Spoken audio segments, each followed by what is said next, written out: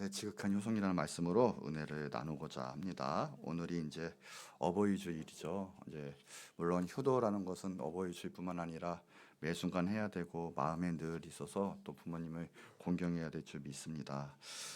이 52주 중에 설교가 가장 힘든 중에 한 설교가 바로 날이 갈수록 세월이 갈수록 이 어버이 주일 설교가 정말 힘들어지는 것을 저는 느끼고 있습니다. 가면 갈수록 인생을 깨달을수록 이 부모님의 사랑은 정말 크고 부모님의 은혜가 너무 큰 것을 느끼고 있습니다. 여러분 이 모든 것 가운데 우리가 더 부모님을 또 생각하고 기도하시고 또 마음을 다해 효도하시는 여러분 되시기를 축복합니다. 오늘 이제 룻에 대한 이야기인데, 룻에 보면 이 효도, 이 지극히 또 부모님이죠. 쉽게 말하면 부모님, 이 시어머니를 잘 생각할 수 있는 또 그런 장면을 볼 수가 있는데, 원래는 이 에비멜렉 가정이죠. 에비멜렉 가정, 이 가정이 원래는 베들레헴에 살았습니다. 베들레헴에 살았는데 이 흉년이 드니까 다른 것이 아니라 모압 땅으로 내려갔거든요. 근데 모압 땅에 내려가자마자 그래도 좀 먹고 살 줄 알았더니, 베들레헴이라는 뜻이 원래는 빵집, 우리나라 보면 뭐 떡집 이런 뜻이에요. 그러니까 생명의 빵이신 예수님, 하나님의 말씀이 있는 곳에 성전이 있잖아요. 그래도 이 성전에 이 베들레헴과 이 예루살렘 쪽에는 그래도 예배하는 그런 것이 다 또 하나님께 예배할 수 있는 모든 처소가 또 있긴 한데, 그것을 버리고 이방 땅, 모압 땅은 완전히 이제 우상숭배하는 땅이죠. 먹고 살고자 그 땅으로 내려갑니다. 그러니까 그래도 먹고 사는 거 봐서 좀 먹고 살 줄 알았더니 웬걸입니까? 이 말씀을 떠나서, 이 예배하는 곳을 떠나서 갔더니 자신의 그 시아버지죠. 이 시아버지도 죽고 에비멜렉도 죽고 자기 이제 아들이죠. 아들이었던 기름 말론도 죽고 오직 어머니하고 며느리 오르바 이렇게만 남게 되었어요. 그러니까 이게 우리가 영적으로 알 수 있는 것은 하나님을 떠나고 하나님 말씀을 떠나면 우리가 죽는다라는 거예요. 무엇을 하든 간에 하나님 안에 거하시기 바라고요. 하나님 말씀에 순종하시기 바랍니다. 그러니까 우리가 그것을 참지 못하고 우리가 좀 살아보겠다고 세상 것을 의지해서 하나님을 떠나면 이런 결과가 나라는 거예요. 그래서 결국에는 그 가정이 큰 환난과 고통을 당하고 이게 이제 가부만 남는 이런 신세가 되고 말았던 거죠. 그래서 오늘 이제 본문 말씀이에요.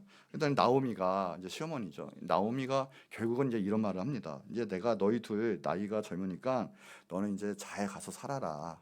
이제 시집도 가서 이러고 살고 잘 살아라라고 얘기합니다. 그런데 큰 며느리죠. 오르바가 그것을 못 이기는 체하면서 그걸 말 순종하는 척하면서 그걸 그렇게 행해요.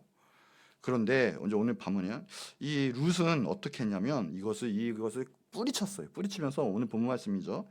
16, 17절에 보니까 나를 어머니를 떠나라. 그래서 떠나지 말고 돌아가라. 이런 것을 제발 말하지 마세요. 강권하지 마세요. 어머니께서 가시는 곳에 나도 가고요. 어머니께서 머무시는 곳에 나도 머물겠나이다. 어머니의 백성이 나의 백성이 되고 어머니의 하나님이 나의 하나님이 되시겠나이다. 이런 말을 해요. 그러면서 이것을 떠나면 내가 하나님이 나에게 벌 주실 거고 나는 거기 그냥 장사 지내겠다. 거기서 죽겠다라고 고백을 하는 거죠. 완전히 룻은 다른 것이 아니라 어머니의 말을, 솔직히 시어머니도 그렇지 않겠습니까? 떠나라 해서 떠나면 그게 좋겠습니까? 아니거든요. 그런데 너무 미안하니까 그런 말을 했겠죠. 그런데 이 룻은 그 시어머니의 마음을 잘 깨달아 알고요. 뭘 제일 원하시는 건지도 알았어요. 그리고 여기 보니까 나의 어머니 하나님이 나의 하나님이 된다. 그러니까 이 이방 여인이었지만 벌써 믿음이 있었던 거예요. 웬만한 이스라엘 자기의 그 백성보다도 믿음이 더 있었어요. 하나님이 계시는 곳에 나도 하나님이 있겠다. 하나님이 역사하시는 곳에 나는 그게 꼭 있겠다. 거기에 묻히겠다. 이게 믿음도 같이 따라가거든요. 그러니까 그 믿음을 봐서라도 하나님께서는 그렇게 축복을 주시고 또 귀한 역사가 일어나지 않았겠습니까?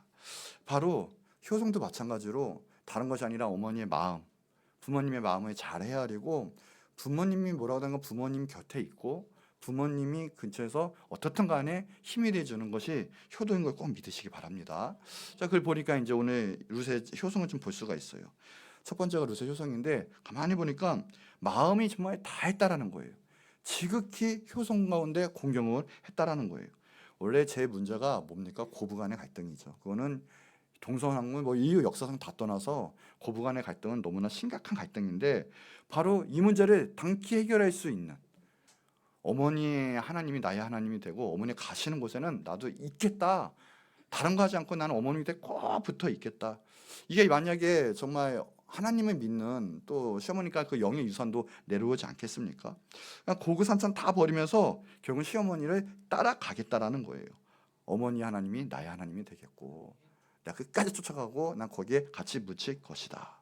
그냥 가만히 조건을 보면 조건이 그렇게 좋지가 않아요. 시어머니가 조건이 아니 없어요.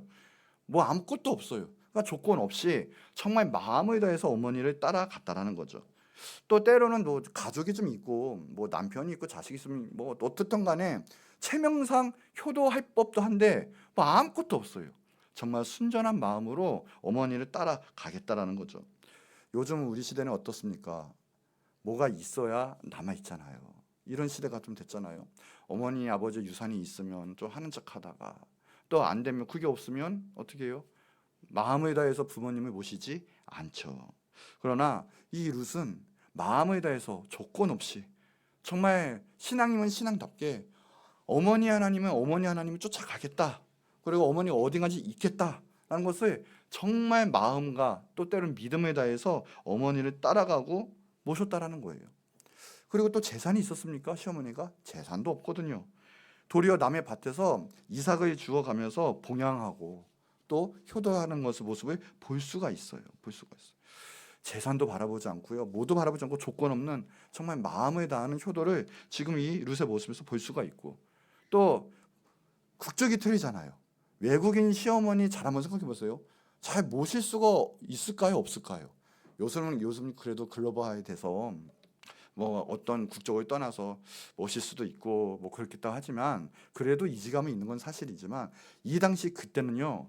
이 외국인 그러니까 특별히 이방 이스라엘과 이방의 그 격은 너무나 컸어요. 너무나 모시기 힘들고 또 룻도 자기 나라에 우상이 있었을 거 아니에요. 그런데 그 우상을 다 내려놓고 효도를 하니까 하나님을 쫓아갈 수 있는 그 믿음도 가지게 된 거예요. 이런 그 모든 것 가운데 마음을 다해서 이 어머니를 쫓아가는 문제. 그리고 또 이삭을 지정해서 모든 것을 힘을 다해서 삶을 다해서 부모님을 모시는 그 가정. 여러분 이것이 룻의 모든 것을 축복받는 비결인 걸 믿으시기 바랍니다. 마음의 문제고 모든 마음을 다해서 봉양하는 그 모습 하나님이 기뻐 받으시는 거죠. 이 모든 물질에서도요 돈이 있든 없든 부모님을 공경하고 꼭 생각하시기 바랍니다. 요즘에는 개나 고양이에게 지출하는 게 더 많대요. 부모님보다. 그리고 해외 나갔다 와서도요 먼저 찾는 게 우리 집 아이 그게 뭐냐면 강아지하고요 고양이라는 거예요. 부모님께 찾아 인사드리는 것보다는 개 먼저 찾고 고양이 먼저 찾고 그런 것들이 지금 일상시대가 됐다고. 지금은 개도 함부로 못 건드는 게 법으로도 이제 법제가 됐죠. 먹지도 못해요 이제는. 그렇죠? 그 모든 것들. 네, 그게 뭐 못하는 문제가 아니라 중요한 것은 부모님이 먼저다라는 거예요. 부모님이 먼저다. 어떤 일이 있던 간에 그것이 마음에 닿는 효도를 꼭 부모님께 하시기 바랍니다. 자, 그럼 두 번째. 그러면 효도가 왜 중요한가라는 거예요. 단순히 인간적으로 나이 나왔으니까 당연한 인간적 이치니까. 근데 그렇게 생각하면 효도가 무너질 수가 있어요. 그런데 우리의 근본적이고 신앙적인 것은 하나님께 있거든요. 근데 이 효도는 하나님의 명령이기 때문에 그래요. 첫 번째가. 반드시 하나님의 명령이기 때문에 윤리적인 거에 넘어서 포함해서 하나님이 말씀하셨기 때문에 하나님 말씀이기에 반드시 효도를 해야 된다라는 거예요. 이 잠언에 보면 잠언들의 이런 말씀이 너무 많아요. 잠언 30장 17절에도 아비를 조롱하며 어미를 순정하기를 싫어하는 자의 눈은 골짜기 까마귀에게 쪼이고 그럼 되게 아픕니다. 피도 나요. 독수리 새끼에게 먹히리라. 같이 한번 읽어볼까요? 자, 시작. 아비를 조롱하며 어미 순종하기를 싫어하는 자의 눈은 까마귀에게 쪼이고 독수리 새끼에게. 이게 가벼운 말씀이었죠. 경 죽는다는 거예요. 까마귀의 쪽이 독수리에게 먹힌다는 거예요. 죽는다는 거죠. 또 잠언 23장 25절에 보면 같이 한번 읽을게요. 자, 시작. 내 부모를 즐겁게 하며 너를 낳은 어미를 기쁘게 하라. 부모님을 즐겁게 하세요. 어머니를 기쁘게 하세요. 아버지를 기쁘게 하세요. 이게 먼저예요. 내가 원하는 사람, 내가 좋아하는 사람, 내가 사랑하는 사람보다도 부모님이 먼저 즐겁게 만드셔야 되고요. 부모님을 기쁘게 해야 된다는 것이 바로 우리 믿는 자들의 책임이요 하나님의 명령인 걸 꼭 믿으시기 바랍니다. 그런데 남들은 그래요. 기독교가 제사를 안 지낸다고 그건 불효의 종교 아닌가? 절대 안 그래요. 그 누구보다도 효도를 강조하는 또 효도를 강조하는 종교가 바로 우리 기독교라는 거죠. 하나님 말씀만큼 또 효도하라는 것도 없습니다. 이 율법의 모든 계명 중에도요 300가지가 넘거든요. 근데 10가지를 추려라 그러면 그게 바로 10계명이에요. 근데 이제 10계명 중에 두 가지로 나눌 수 있어요. 하나님을 향한 대신계명, 인간을 향한 대인계명, 그렇게 나눌 수가 있어요. 이 네 계명은 대신계명이죠. 하나님에 대한 절대적으로 하나님을 섬겨야 돼요. 하나님밖에 없습니다. 우상은 안 되는 거예요. 그런데 나머지 6개는 대인계명, 사람에게 베푸는 그런 계명이라 할 수 있는데 그 중에 첫 번째가 무엇이냐? 다른 게 아니에요. 내 부모를 공경하라. 내 아버지와 내 어머니 아버지를 공경하라는 거예요. 그 이후에 살인하지 말고 간음하지 말고 도둑질하지 말고 뭐 다 있어요. 심지어 살인하지 말라는 그 법보다도 먼저인 것이 뭐냐? 내 부모를 공경하라. 왜 그러겠습니까? 우리의 영성도요, 우리의 양심과 인격이 같이 가거든요. 근데 우리의 양심과 인격이 되지 않는데 믿음이 잘 될 수가 없어요. 즉 부모님을 그렇게 마음을 다해 모시지 못하면 하나님도 믿을 수 없고 하나님을 모시지 못한다는 거예요. 그런 심보 가지고는 우리가 그런 믿음이 있고 부모님 또 그렇게 잘 섬겨야 할 때 하나님에 대한 그 말씀도 내 안에 적당히 말씀 순종할 수 있고 작동도 될 수가 있거든요. 믿음 생활도 그렇게 할 수 있다라는 거예요. 부모님한테 마음대로 대하고 홀대하고 하는데 하나님에 대한 믿음이 정말 좋고 있으리 만무하다는 거예요. 부모님 약속 어기고 부모님께 마음대로 하는 사람은 하나님의 말씀에 순종도 못하고 약속 지킬 수가 없어요. 결국은 또 내 뜻대로 내 마음대로 하는 그런 성격이 될 수밖에 없다라는 거죠. 이 축복의 약속이 붙은 계명이 출애굽기 20장 6절에 보면 그래요. 모든 것 중에서도 딱 있으면 우상 숭배하지 말라. 그러면서 우상 숭배하지 말라는 계명을 지킬 때 축복의 말씀이 있어요. 내 계명을 지키는 자에게는 1000대까지 은혜를 베푸겠다. 10계명 중에서도 복의 말씀, 축복의 말씀 그거 하나 붙어요. 그런데 마지막 말씀, 이 대인계명에도 축복의 말씀 붙은 거는 이것도 딱 하나예요. 이게 바로 이 본문의 말씀과 같은 거예요. 출애굽기 20장 12절에 보면 내 부모를 공경하라. 그래야 하면 10계명 중에 유일하게 축복의 대인계명 중에 내 하나님 여호와가 내게 준 땅에서 내 생명이 길리라. 하늘과 땅이 하나님이세요. 모든 걸 소유하셨고 모든 걸 주시는 공급하시는 분이세요. 그 중에서 하나님 이 땅값을 주신다라는 거예요. 생명도 주신다라는 거예요. 오래 살고 싶으면 건강관리보다는 효도하는 게 맞습니다. 효도하세요. 그럼 어떻게 된다? 오래 산다. 왜요? 하나님 약속이잖아요. 이건 100%예요. 자, 우리 옆 사람 축복합시다. 효도합시다. 또 합시다. 우리 오래 삽시다. 아멘. 약속이에요. 그러니까 그걸 바라보고 효도해라 뭐 이 뜻은 아니지만 분명히 마음을 다해서 하나님 원하신 효도하면 어떻게 된다? 주님이 축복해 주신다.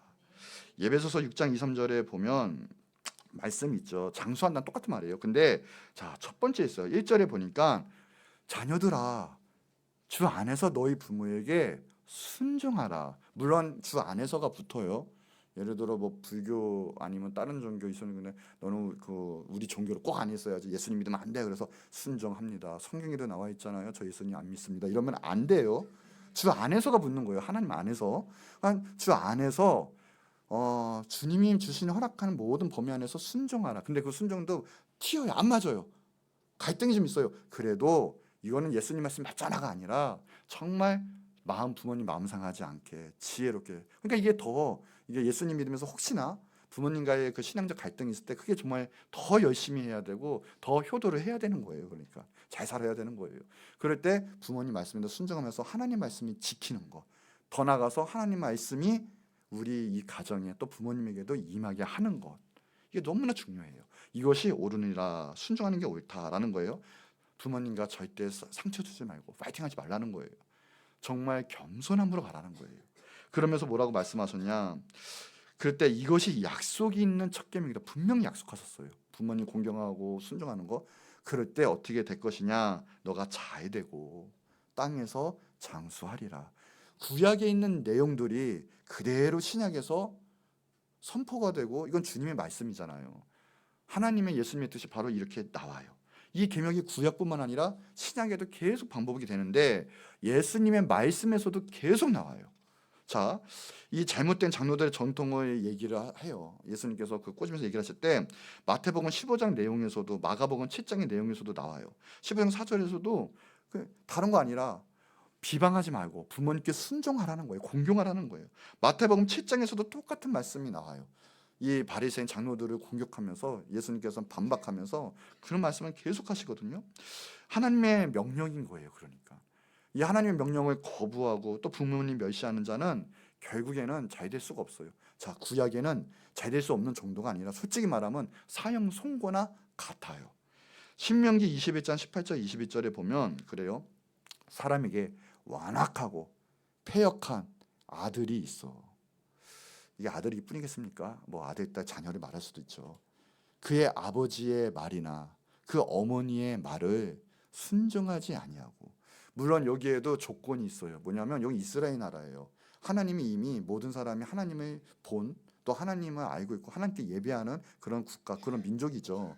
그러니까는 부모님의 말을 듣는 건 당연히 기본 전제는 말씀의 말을 듣는 거, 하나님의 말씀 안에 말을 듣고 한다는 뜻이에요.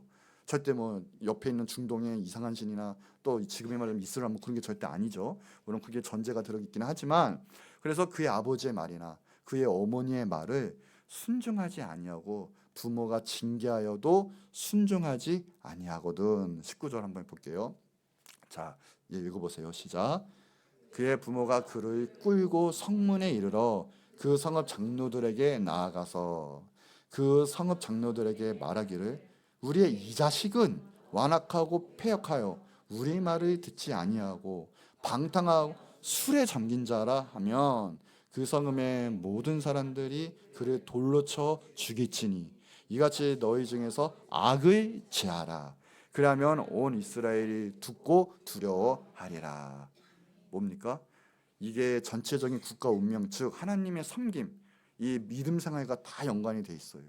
아버지 어머니 결국 그 말씀 가운데 내려올 때 그것도 말씀이 막히거든요. 하나님을 대적하고 결국 그게 썩으면 어떻게 되냐? 하나님 주신 사명을 감당 못해요. 이스라엘이 있을 존재 이유가 없어지는 거죠. 아주 중요한 일이에요. 그 자체가 뭐예요? 하나님을 막는, 하나님의 구속 사역을 막는 악이 될 수 있어요. 근데 어떻게 해요? 제자화가 안 돼요. 쉽게 말하면, 즉 양육이 안 되는 거예요. 자녀들이 안 돼요. 그 악 왜요? 부모님께 순종하지 않고. 그럼 부모님 어떻게 되냐? 장로들이 성밖에 장로들을 끌고 가는 거예요. 이 자식이 말을 안 듣습니다. 그럴 때 어떻게 알아? 돌로 쳐 죽여라. 이게 생각보다 심각한 문제예요. 특별히 부모님이 신앙심이 좋고 신앙으로 잘 끌고 갈 때 말을 잘 들어야 된다는 거예요. 그 자녀들은. 이게 심각한 문제예요. 안 그러면 이거 가문이 위험하고 더 나가서 국가가 위험하고 사회가 이렇게 된다라는 거예요. 그렇게 되면 악해진다라는 거예요. 그러니까는 가정교육이 너무 중요한데 가정교육에 신앙교육이 너무 중요한 것을 볼 수가 있어요. 근데 그 말 안 듣는다? 도로 죄짓고 술하고 중독에 빠지고 방탕한다? 돌로 쳐 죽여라. 야, 그거 무섭지 않습니까? 이게 뭐 좋은 말로 공경하라 아니면 잘 될 거야 하지만 반대로 얘기해서 안 들으면 이게 죽여라까지도 가는. 그러니까 이 효도라는 게 정말 무서운 거예요. 하나님의 말씀과 인격과 성품과 영성이 그대로 하나님의 형상으로 닮아갈 수 있는 루트라는 거예요. 우리의 전 됨됨이, 정말 우리의 마음. 그러면 어른한테도 잘하고요. 그 누구한테 만나도 정말 신사되고 정말 하나님께 쓰임받는 도구가 될 수 있다는 거죠. 여러분, 바로 살인자의 행위처럼 대하라고 있어요. 지금 되게 무서운 거예요. 출애굽기 22장 17절에 보면 그 아비나 어미, 그렇죠? 아버지 어머니 저주하는 자 반드시 죽이지니라. 여러분, 어머니 아버지와 상관없습니다. 내 마음을 지켜야 돼요. 하나님을 향한 믿음이 있다면 내 마음, 내 지금 영성을, 그러니까 내 하나님의 형상을 잘 지켜야 돼요. 그때 뭡니까? 어떤 사람이든 섬기고요. 더 나아가서 부모님께 효도하는, 내가 비록 손해가 있고 내가 힘들어도 주님이 이렇게 은혜를 주셨지 하고 섬길 수 있는 그 하나님이 주신 그 대한 마음과 부모님에게는 효성이 가는 거죠. 자, 두 번째가 더 나가서요. 효도는 왜 해야 되느냐면, 중요하냐면 그것 자체가 하나님에 대하는 것처럼 하나님에 대한 권위를 인정하는 거예요. 하나님은 권위의 하나님이고 질서의 하나님이세요. 그렇기 때문에 순서가 있고 질서가 있고 모든 일하심에 있어서 사역에 있어서 질서가 있다라는 거예요. 그때 생기는 게 무엇이냐? 바로 순서라는 게 생기죠. 근데 순서의 능력이 생겨서 하나님 일하는 그 능력이 임하면 그거 바로 권세 권위라고 합니다. 자, 로마서 13장 1절에 보면 그래요. 각 사람은 위에 있는 권세들에게 복종하라. 권세는 하나님으로부터 나지 않음이 없나니 모든 권세는 다 하나님께서 정하신 바라. 권세에 대해서 할 말이 있으면 많이 있습니다. 그렇지만 오늘은 그 자리가 아니기 때문에 짧게 하자면, 굳이 하자면 권세에 대한 예, 즉 순서라는 거죠. 부모님을 먼저 내 위에 있게 하신 것도 다 하나님이 하신 거예요. 그러면 어떻게 해요? 당연히 그 권위, 하나님의 권위 인정하면 부모님에게 마음을 다해서 효도해야 되는 거예요. 비록 부모님 만약에 신앙이 없어요. 잘못된 길로 가고 있어요. 뭐 예를 들어 우리 부모님이 알고 보니까 뭐 저기 깽이었다, 뭐 삼합회 일원이었다, 알고 보니까 뭐 연관됐다, 이러신 분이라도요, 마음을 다해서 하나님께 옳은 길, 마음을 다해서 하나님께 옳은 길로 갈 수 있도록, 그렇지만 싸우지 않고 거기에 대한 정말 합당한 길로 인도할 수 있도록 순종하면서 복종하면서 나갈 수 있는 그 능력과 지혜가 필요합니다. 그래서 이 권세라는 것이 반드시 있어서, 쉽게 말해서 내가 이것을, 이 원리를 모르고 하나님에 대한 그 권세에 대한 개념이 아예 없잖아요. 절대적으로요, 하나님께 복 받는 게 문제가 아니라 하나님께 대한 은혜와 구원도 못 받을 수 있어요. 아니, 받지를 못해요. 왜요? 하나님에 대한 그 모든 복을 주시고 구원 주시는 순서가 있는데, 우리도 단방에 구원 받았습니까? 아니거든요. 누구를 통해서 그 말씀이 흘러가고 복음이 흘러가서 결국은 영접하게 됐거든요. 그걸 깨닫는 순간 교만할 수가 없어요. 하나님 이렇게 역사하시는구나, 또 나를 통해서 그렇게 역사하시겠지 할 때 모든 것에 겸손하게 되어 있거든요. 근데 이 권세를 모르면요, 교만해요. 이미 교만하기 때문에 권세를 몰라요. 그들의 특징은 뭐예요? 예의가 없어요. 자기 뜻대로 마음대로 행해요. 매너가 없죠. 결국은 자기 원하는 대로. 그러면 이 부모님의 관계, 효도에서도 마찬가지예요. 마음을 섬긴 게 아니라 자기 뜻대로 해버려요. 더 나아가서 영적 권세 앞에서도 마찬가지예요. 재중량과 영적 말씀이 임할 때 그게 내 위주로 가는 게 아니라 하나님이 오늘도 은혜를 주셨지 할 때 권세자들에게, 먼저 위에 있는 분들에게 마음을 다할 때 그 은혜가 100% 와요. 활용이 돼요. 근데 하나님 주신 마음을 기대하지 않고 내가 지금 내 뜻대로 생각을 하고 있어요. 이기적으로 생각해요. 그는 의뢰 문이 닫혀요. 저 사람이니까 나 은혜 못 받아. 나는 이 말씀이니까 은혜 못 받아. 이렇게 되면요, 100% 은혜, 하나님 주실 이 선물을 주시려고 해도 내가 걸으면요, 오늘의 선물은 없어요. 더 나아가서 구원은 없어요. 그러기에 중요한 거예요. 여러분, 어떤 것이든 은혜 받으시기 바랍니다. 그래서 그게 중요한 거예요.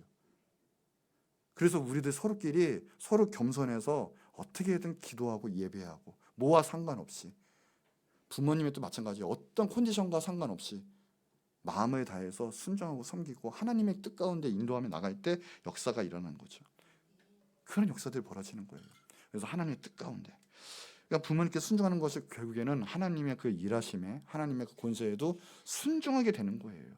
그럴 때 복 받고 은혜 받고 하나님의 은혜가 있는 것처럼, 결국 하나님의 권세 순종할 때 하나님의 그 복이 나한테 오는 것처럼 부모님의 부분에 있어서도요, 마음에 대해서 인정을 해드리고요, 부모님은 그래서 부모님이기에 하나님이 그렇게 허락하셨기에 우리는 마음을 다해서 효도를 해야 되는 거예요. 고린도서 3장 20절에 보면, 자녀들아 모든 일에 부모에게 순종하라. 이는 주 안에서 기쁘게 하는 것이다. 효도하는 것이 주님을 기쁘게 하시는 거예요. 왜요? 주님의 권세에 순종하면서 다 뜻이 있겠죠. 주님 역사하소서. 그게 주님의 정말 겸손하게 따라갈 수 있는, 그게 주님의 기쁨이 된다는 거거든요. 여기 보면 모든 일이에요. 모든 일. 편협적으로 내 생각에 갈려서 하는 게 아니라, 일단 기본적인 마음은 평상시에 모든 우리의 마음가짐이 정말 겸손해서 부모님께 잘해드리고 부모님이 먼저야 하는 그 자세, 평상시에 그 모든 자세, 그럴 때 하나님께 복이 임하게 되는 거예요. 여러분, 부모님 정말 마음에 대해서 순종하고 효도하시고, 그리고 또 마음에 더 깊으시게 하시는 여러분들에게 축복합니다. 이게 그래서 영적인 일과 반드시 관계가 돼요. 선교나 또 하나님의 나라를 세우는 일에서도요, 효도하는 사람이 훨씬 잘해요. 여러분 저 아십니까? 부모님께 마음에 더 복양하고 이런 것도요, 그런 사람이 또 마음에 더 헌신하고 또 헌금하고 선교하고 그러지, 인색하고 부모님께도 인색하면 하나님 나라도 세울 수가 없어요. 이 마가복음 7장 6절 13절의 그 본문에 보면 그래요. 고르반이란 단어가 나와요. 고르반. 근데 그 고르반은 뭐냐면 부모님에 드릴 것인데 이제 하나님에 관련된 게 겹쳐요. 그럼 그때 하나님께 드렸으면 부모님께 안 드려도 돼. 이게 거의 율법적인 그 당시 때 일이었거든요. 그런데 예수님께서는요, 이 그것 대해서 완전히 반대하시고 하나님께도 하지만 부모님께도 해야 된다라고 예수님께서는 말씀을 하세요. 만약에 헌금 냈어요. 맞아요. 그리고 주님의 일을 한다고 했어요. 율법이니까 그들은 정말 철저해요. 정말 잘 지켜요. 근데 그게 형식적이 돼요. 마음이 없어요. 근데 그게 똑같이 가서 나는 율법을 지켰으니까 우리 부모님 주신 건 춥고 헐벗고 도움이 필요한데 우리 부모님 괜찮아. 나 하나님께 있으니까. 이런 마음가짐이 아니라는 거예요. 부모님이 어려운 일 있으면 마음을 다해서 효도하고 돕고 챙기고 하는 것이 맞다라고 하는 거죠. 디모데전서 5장 3, 4절에 보면 그래요. 참 가부인 가부를 존대하라. 또 4절에 보면 만일 어떤 가부에게서 자녀나 손자들이 있거든 그들로 먼저 자기 집에 효를 행하여 부모에게 보답하기를 배우게 하라. 효도로서 본을 보이게 하고 이것이 뭐냐? 하나님 앞에 받으실 만한 것이니라. 하나님이 그걸 보고 하나님께 드리는 거라고 생각을 하세요. 마음에 대해서 하나님께 나아가는 것이 하나님 그걸 받으시잖아요. 똑같은 위치죠. 근데 내 인간적인 모든 것 가운데 그렇게 판단하고 하지 않으면서 하나님께 예배한다? 하나님께 드렸으니까 네. 하나님의 형상에 드림이 될 자세가 안 됐는데 예배가 된다? 하나님 만났다? 그렇게 될 수가 없다라는 거예요. 자, 옆에 밑에 절 보면 디모데전서 5장 8절 밑에 절에 보면 그래요. 그래서 누구든지 자기 친족 특히 자기 가족을 돌보지 아니하면 믿음을 배반한 자. 믿음과 영성이 연관이 돼요. 그래서 그 불신자보다 더 악한 자니라. 하나님의 형상이 이미 안 됐어요. 근데 그 믿음 안에 하나님이 있을까요? 없다라는 거죠. 그리고 하나님 예배한다? 난 신앙생활한다? 아니에요. 아, 우리 부모님 나 포기했어. 너무 힘들어. 에이, 내 자녀만 잘 키우면 돼. 이런 마음가짐 안에 이미 하나님을 향한 어떻게든 하나님이 주신 건 말씀 붙잡고 그거 붙잡고 끝까지 나가 승리하리라는 마음이 이미 사라진 거예요. 이미 난 내려놨어 하면 하나님에 대한 부분도 내려놓게 되어 있다니까요. 그 부분이 영성과 그대로 연관이 돼요. 그래서 부모님께 하는 효도 하나님에 대해서 하면 하나님이 그것도 또 받으신다라는 거예요. 그러니까 효도라는 것은 반드시 필요하다라는 거죠. 하나님의 명령이요, 하나님께 대하는 하나님 권세에 대한 인정하는 부분이기 때문에 그래요. 가만히 보면 나라에도 마찬가지예요. 아이들에게 뭐 나치 그때 당시 때 부모님 히틀러 비판하거나 그 정부를 비판하면 어떻게 게스타포가 와가지고요 아이들을 신문하고 아이들이 고발하게 만들어요. 부모를. 그 나라가 그 정부가 잘 될 리가 없죠. 북한에도 마찬가지죠. 서로 감시하면서 반동정기하면 아이들이 부모님을 고발하게 되어 있어요. 북한은 잘 살 수가 없죠. 왜요? 하나님 말씀을 벌써 대적했는데 부모님을 거부하고 반역했고 하나님을 반역하는 그 모든 나라는 안 돼요. 망할 수밖에 없어요. 말씀에 벗어난 권위체계는 복받을 수가 없어요. 정말 말씀에 순종하고 정말 겸손해야 되거든요. 성경에서는 분명히 효도하라고 했습니다. 자, 디모데후서 3장 1절에서 5절에 보면 특별히 이제 말세 때에 대한 자세한 징조에 대한 영적 징조와 나타나는 형상에 대해서 말씀하고 계세요. 너는 이것을 알라. 말세에 고통하는 때가 이르러. 자, 2절 같이 읽어볼게요. 시작. 사람들이 자기를 사랑하며 돈을 사랑하며 자랑하며 교만하며 비방하지 아니하며 부모를 거역하며. 자, 여기 보세요. 어떻게 해요? 이미 사랑이 식어요. 자기를 사랑해요. 자기밖에 없어요. 더 나가서 형제자매 부모님도 없어요. 이게 말세 특징이에요. 뭐만 있어요? 돈만 있어요. 잘 살아야 돼. 근데 마귀는 결코 그렇게 안 만듭니다. 돈 다 뺏어갈 거예요. 돈이 없게 될 거예요, 여러분. 통일을 만들 거고요. 그리고 숫자적으로 만들 거예요. 화폐가 없어질 거예요. 그래야 통제가 되거든요. 특징이 나와 있어요. 화폐가 없어져요. 돈 못 찾아요, 이제. 이거는 전 세계적인 추세로 가요. 왜요? 그 위에 누가 있다? 적그리스도가 있다. 그거 쫓아가게 되어 있어요. 모든 경제는 그 안에 들어가요. 돈을 사랑하며, 그러니까 어떻게 결국은 적그리스도 통치 안에 들어간다는 뜻이에요. 돈 사랑하지 마세요. 돈이 하나님이 아닙니다. 돈 때문에 내가 잘 살고 먹고 살고 힘주는 거 아니에요. 내 자랑은 하나님밖에 없어요. 나에게 살 수 있는 공급하시는 이는 하나님이십니다.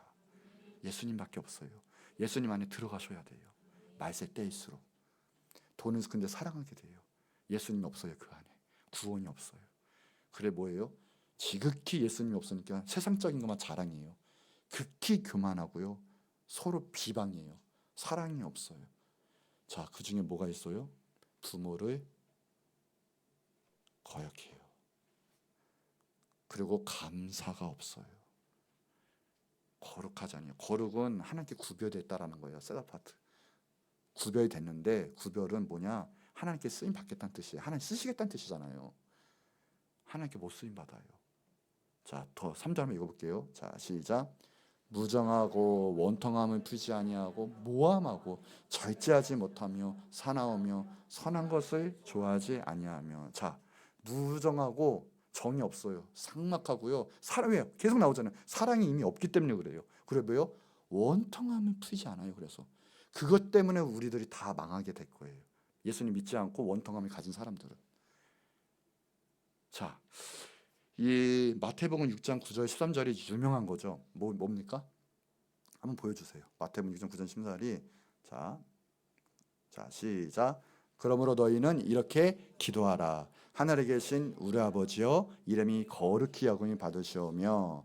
자, 계속이요. 나라가 임하오시며 뜻이 하늘에서 이루어진 것 같이 땅에서도 이루어지이다. 오늘 우리에게 일용할 양식을 주시옵고 우리가 우리에게 죄 지은 자를 사하여 준 것 같이 우리의 죄를 사하여 주옵시고 우리를 시험에 들게 하지 마옵시고 다만 악에서 구하시옵소서. 나라와 권세와 영광이 아버지께 영원히 있사옵나이다. 이 말씀은 뭐 보지 않아도 다 알고 있겠죠. 자, 근데 보세요. 이게 주님이 가르쳐 주신 기도예요. 근데 첫 번째가 뭐예요? 하나님에 대해서, 그렇죠? 거룩한 하나님에 대해서. 그 다음에 하나님의 나라에 대해서. 그 다음에 뭡니까? 자, 12절 한번 보여주세요. 자, 이게 바로 나와요. 다른 파트가 아니라 우리가 우리에게 죄 지은 자를 사하여 준 것 같이 우리의 죄를 사하여 주시옵소서. 이게 바로 나와요. 그리고 자 보세요. 이 주기도문 13절까지 끝난 다음에 14절 15절 한번 보세요. 자, 시작. 너희가 사람의 잘못을 용서하면 너희 하늘 아버지께서도 너희 잘못을 용서하시려니와 너희가 사람의 잘못을 용서하지 아니하면 너희 아버지께서도 너희 잘못을 용서하지 아니하시리라. 유일하게 이 본문, 이 주기도문의 본문에서 유일하게 각이단 14절 15절 각이단 게 이 부분이에요. 용서해 주세요. 근데 마실 때는 이 역사, 이 정말 중요한 거거든요. 보세 분명 나왔어요. 예수님 우리를 사랑하셨으면 사랑의 역사가 있으면 우리는 용서와 용납이 다 이루어져요. 그게 성령의 역사예요. 형상이 돼요. 당연히 이루어지는 거예요. 그런데요, 악한 역사가 강해서 말세 때일수록 원통함을 풀지 않아요. 싸나워져요. 바로 이 원초적인 구원의 역사를 막고 있는 거예요. 옆 사람 축복합시다. 주님의 이름으로 사랑합니다. 또 할까요? 마음을 다해 사랑합니다. 예수님도 이 사랑의 역사를 갖고 받아줘야 사랑의 역사가 있는 건데 원초적으로 구원의 역사를 막아요. 왜요? 예수님의 사랑도 없고요. 내가 주님의 사랑을 흘려 보낼 수도 없는 거예요. 왜요? 원통함, 용서함이 하지만 또 원통함도 풀리지 않고 그런 역사도 일어나지 않아요. 그래서 주님께서는 바로 요거, 이게 구원과 관련된 이야기예요. 근데 너가 이렇게 퍼지지 않는다, 사랑이 흘러가지 않는다, 그럼 나도 너 용서하지 않을 거야. 그러니까 이 용서함은 구원과 관련됐고요. 정말 중요한 대목이에요. 근데 마실 때일수록 그 사역이 역사가 점점 있어져요. 그러니까 우리는 다른 게 아니라 예수님의 사역을 증거하고 또 사랑으로 모든 것을 감싸 안고 그 사랑을 알게 하는 것이 우리의 책임이에요. 자, 그래서 등등등 해가지고 말세트의 특징이 나오는데 거기에 보면 뭐가 있습니까? 부모를 거역한다가 나와 있어요. 여러분, 정말 우리들은 다른 것이 아니라 어떤 죄보다도 하나님을 인정하지 않는 자가 크거든요. 근데 효도를 안 하는 것은 그와 걸맞는 거죠. 그러니요, 여러분, 반드시 정말 주님 말씀에 따라서라도 안 되더라도요, 그것을 말씀 붙잡고 순종하고 또 효를 행하시기 바랍니다.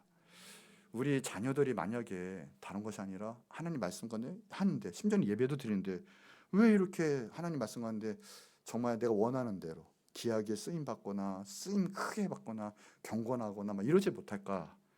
다른 거 없어요. 다른 게 하나가 뭐냐면 부모님께 효하는 법을 못 배워서 그래요. 그게 영향이 그대로 가요. 그러니까 효도는 반드시 가르쳐 줘야 되는 거예요. 그러니까 경건한 부모님들이 아이들이 술 취하고 방탕하고 나쁜 짓하고 하는 것들, 그 이유는 다른 게 아니라 효도하는 거. 그 효도를 통해서 신앙의 유산이 물러가야 되는데 물러가지 못하는 거.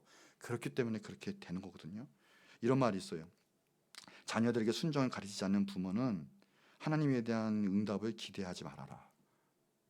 거기까지도 있고요. 흔히 말하는 우리죠. 나는 효도를 바라지 않아. 너희들 정말 잘 살아 그냥. 여러분, 큰 오해예요 이거. 효도는 가르쳐 줘야 돼요. 이스라엘 나라처럼. 효도는 가르쳐 줘야 돼요. 하나님의 말씀이에요. 양육해야 돼요. 반드시.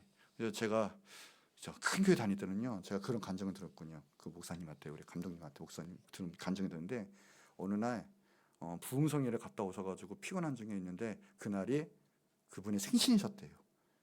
그런데 자녀들이 하나같이 선물을 준비를 안 해놨더래요. 근데 이 피곤한 와중에 다 집합을 시켜놓고 벌을 줬대요. 근데 그중에 둘째 딸이 잽싸버리게 하자마자 왜 아빠가 하나 왜 이러는지 왜 이러는데 갑자기 막 뛰어가더니 방에서 선물이 싹 가지고 나오더래요. 주려고 했는데 시간이 없어 못 줬습니다 하면서 아버지의 화를 막 풀렸다는 거예요. 근데 반드시 가르쳐라. 그것이 아이들이 버리는 거다. 신앙의 유산이 흘러가지 않는다. 제가 그 간증을 들었거든요. 근데 성경에도 같은 원리예요. 양육해야 돼요. 가르쳐야 돼요. 왜 사회가 이렇게 됐습니까? 하나님 말씀이 담은 그 담은 그릇, 효도를 가르쳐주지 않았기 때문에 그래요. 또 효도를 가르치지 않는 이유는 뭡니까? 우리가 신앙생활을 잘 못하고 말씀을 잘 전달하지 못하고 양육하지 못하면 또 그런 현상이 벌어지죠. 그러니 여러분, 정말 안에서 효도를 잘 키우되 하나님 말씀을 잘 지키는 자녀로 키우시기 바랍니다. 자, 세 번째가 있죠. 마지막이에요. 그럼 축복이 맙니다. 축복이 말 텐데, 자, 분명히 약속 있는 첫 계명이라고 했어요. 계명대로 하면 너가 잘 되고 장수한다라고 했습니다. 루터는 이런 말을 했어요. 장수의 의미는 장수뿐만 아니라 조건인 건강, 윤택한 생활, 평화와 또 좋은 정치와 더불어 받는 것이다. 악한 사람은 자기 멋대로 살지 못하고 형벌을 받는다. 분명히 얘기했거든요. 효도하면 축복이 단순히 오래 사는 게 목적이 아니라 단순히 오래 살면서 거기에 대한 하나님이 주신 보너스가 커요. 건강이 있고요. 또 물질적인 복도 있겠고요. 평화가 있고요. 정말 행복한 삶이 거기에 있게 되는 거죠. 분명 개인의 장수와 거기에 받는 하나님의 축복이 반드시 있습니다. 내게 주신 땅에서 잘 되고 장수하리라. 이스라엘 보세요. 지금도 뭐 막무가내지만 못 막잖아요. 이스라엘을. 하나님 말씀대로 그대로 그 사상이 있어서요. 아이들에게 양육하고 말씀 가르치고 효도 가르치고 이스라엘 못 막아요. 이 중국도 지금 뭐 문제거리긴 하지만 여하튼간에 지금 그래도 5천년 역사는 유교 나라기도 하고 그렇고 그렇지만 그래도 이렇게 버티는 게 저는 다른 걸 떠나서 그래도 유교 사상 가운데 효를 그래도 있으니까 가리키니까 그래서 그래도 유지되는 거 아닌가 저는 그렇게 생각을 하거든요. 효도하는 자, 또 효도하는 나라 그 나라 가운데도 하나님께서 축복을 주신다라는 거예요. 그러니까 우리나라도 복 받으려면 사회가 건전해지고 올바르게 되려면 효도를 꼭 가르쳐야 돼요. 어른에 대한 매너, 권세자들에 대한 정말 그 존경심, 그런 거 없으면 그들이 망가져요. 그들이 하나님의 복을 받지 못한다는 거죠. 다 연관되어 있습니다. 영적인 구원과 축복과 모든 것이. 효도하는 자에게 내가 잘되고 장수하리라. 그리고 다시 한번 합시다. 효도합시다. 장수합시다.